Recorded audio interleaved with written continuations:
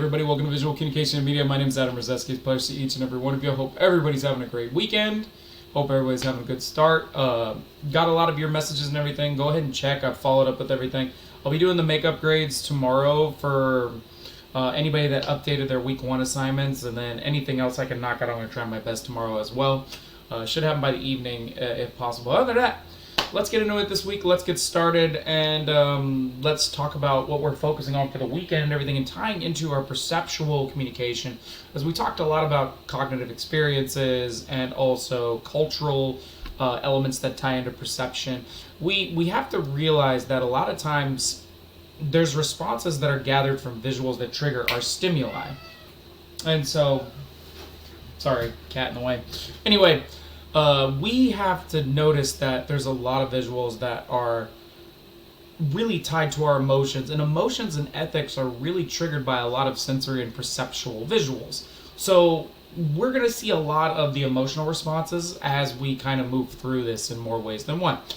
Now, emotion is the final element of perception. It ties into perception, even though it's its own response type, which we're going to talk about in week 5 with persuasive techniques. It does add into perception. Now, next week we're going to focus on symbols and semiology and how they play a part into perception, but emotion is kind of the thing that ties a lot of it together. So perception and emotion really work together in a lot of different ways.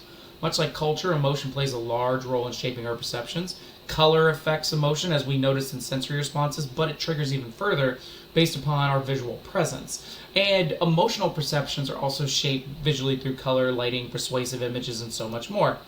For example, there's a lot of different elements that are tied to engagement and subtlety. For example, we have the subtle tone of the bear inside Toblerone, where they have the word bear in it.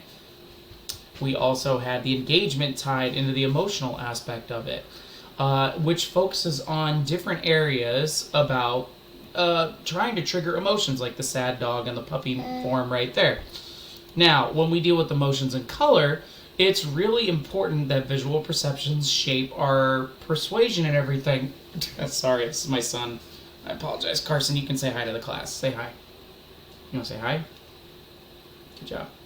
Nice job. All right, we're going to teach them about perception and colors, all right? So this is what we're going to do. We're going to finish it up. So based upon who we are as individuals and our experiences, they help shape what we find appealing or not. And surprisingly enough, culture deals with this because a lot of different cultures, locations have very different opinions about colors and how they work. Colors can give an emotional response, such as sensory responses due to perceptual experiences, such as red equals angry, right, Carson? Yeah. And green means you're sick or disgusting in a way. But yellow means nervous in a lot of different areas, but it also means happy as well, like in orange. Blue can be sad at times, and love is pink in the different areas that are tied with it. So colors matter a lot of ways. So just wanted to give y'all how emotion ties into perception a little bit. We'll get more into emotion. Hold on, hang on. How about the things we do? With the things we do? Yeah. Yeah, that's tied into color a lot too. So don't feel bad. Now, we're going to talk more about emotional responses when we get to persuasion. But other than that, just give y'all heads up.